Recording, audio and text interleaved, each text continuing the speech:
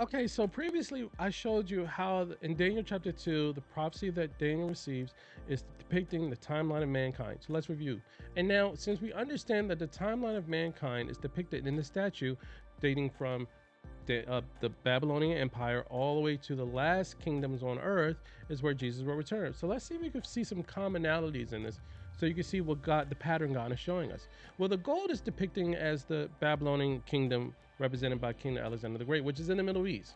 The Persians, which conquered the Babylonians, is also in the Middle East, present day Iran.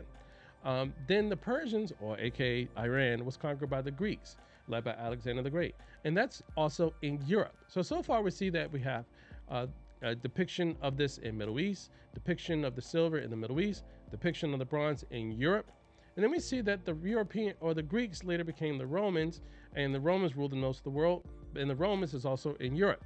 But then the Roman Empire split between and turned into the East-West Roman Empire.